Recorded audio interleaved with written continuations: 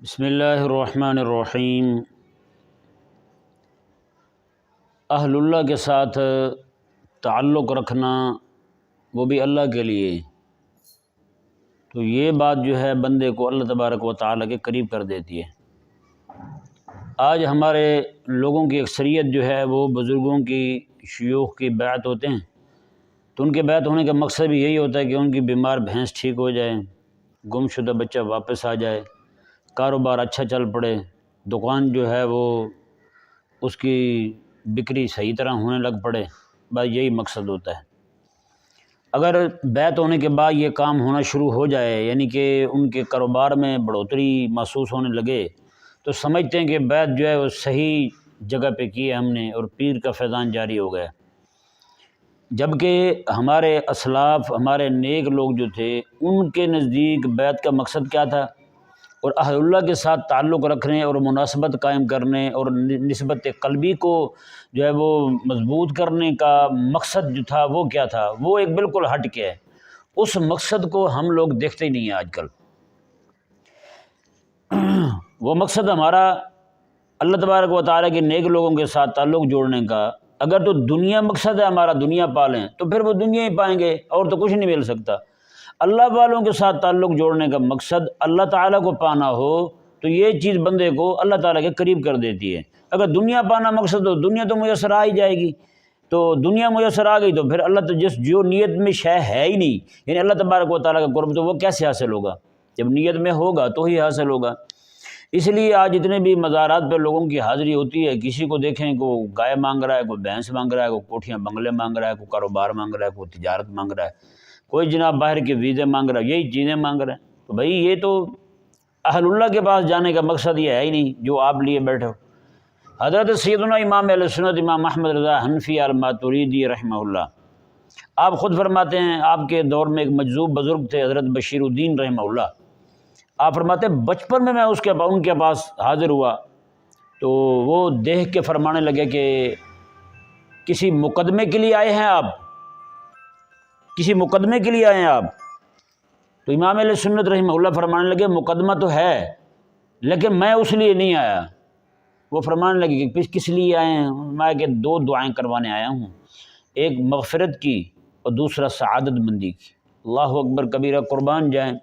سعادت مندی کی دعا جو ہے یہ ایسی دعا ہے یہ کہ میری زندگی ساری اللہ تعالیٰ کے دین پر گزرے۔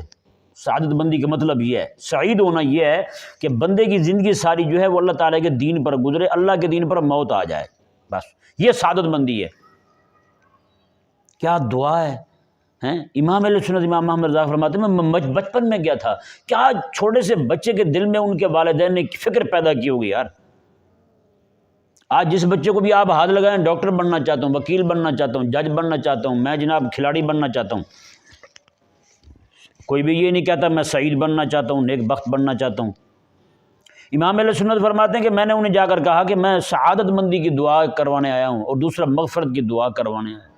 مغفرت ہوگی تو مطلب یہ ہے کہ بندہ جنت کے دروازے پہ جا پہنچے گا، سعادت مندی یہ ہے کہ بندہ ایمان پر موت آ جائے، پوری زندگی ایمان پر، اسلام پر، اللہ تعالیٰ کے احکامات پر عمل کرتے ہوئے بیت جائے۔ مان لگا میں یہ دعا کروانے، وہ مجذوب بھی بڑے لجپال تھے۔ امام علیہ سنت فرماتے ہیں بس پھر کیا تھا کہ آدھا گھنٹہ مسلسل میرے لیے یہی دعا کرتے رہے، یا اللہ اس بچے کو سعادت مند بھی بنا دے اور اس کی مغفرت بھی فرما دے، اس کو سعادت مند بھی بنا دے، اس کی مغفرت بھی فرما دے۔ قربان جائیں، ہیں کیا دعا کروانے والے ہیں اور کیا دعا دینے والے، آدھا گھنٹہ مسلسل دعا دی۔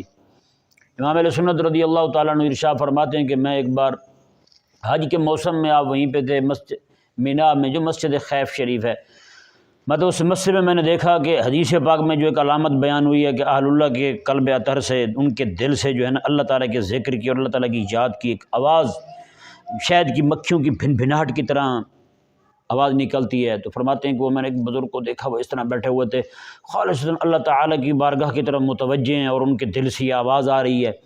تو کہتے ہیں میں اس لیے بڑھا آگے تاکہ میں جا کے ان سے دعا کرواؤں، اور میرے دل میں یہی تھا کہ بخشش کی دعا کرواؤں گا۔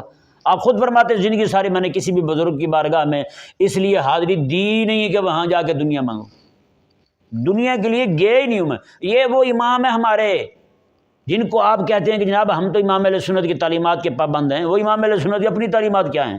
وہ خود ان کا اپنا عمل کیا ہے؟ امام علیہ سنت رحمہ اللہ ارشاد فرماتے ہیں میں جیسے ان کے قریب گیا نا، اللہ اکبر، کہتے میں نے کہا کچھ نہیں، وہ پہلے ہی کہنے لگے اللہم اغفر لی اخی ھذا، اللہم اغفر لی اخی ھذا، مولا میرے اس بھائی کی بخشش فرما، میرے اس بھائی کی بخشش فرما۔ کہتے ہیں وہ کئی بار انہوں نے یہ کہا، تو کہتے ہیں میں نے جیسے ہی ان کی زبان سے سنا، میں نے کہا میرا مقصد یہی دعا کروانا تھا، دعا ہو گئی ہے، اب میں مزید ان کے اور ان کے رب کے مابین جو ایک ربط اور نسبت قائم ہو چکی ہے اس میں مخل نہ بنوں۔ تو کہتے ہیں میں پیچھے ہٹ گیا۔ اس لیے بھائی آپ اہل اللہ کے پاس ضرور جائیں، اہل اللہ کے مزارات پہ ضرور جائیں، تو اہل اللہ کے پاس جائیں، وہ حیات ہوں تو جا کر کے ان کو یہی دعا کروائیں، بس جی میری زندگی ساری اسلام پہ گزرے، موت میری ایمان پہ آئے اور میری بخشش ہو جائے، بس اس کے علاوہ اور کوئی بات میری مطلوبہ ہے ہی کوئی نہیں، ٹھیک ہے نا جی۔ اور کسی مزار پہ جائیں تو وہاں جا کے یہی کہیں کہ یا اللہ اس بزرگ کے وسیلے سے مجھے سعادت مند بنا دے اور میری زندگی اسلام والی، موت ایمان والی بنا دے، اور اس کے علاوہ کچھ نہیں۔ اللہ تبارک و تعالی ہم سب کو بھی اہل اللہ کے پاس جانے کی یہی نیت رکھنے کی توفیق عطا فرمائے۔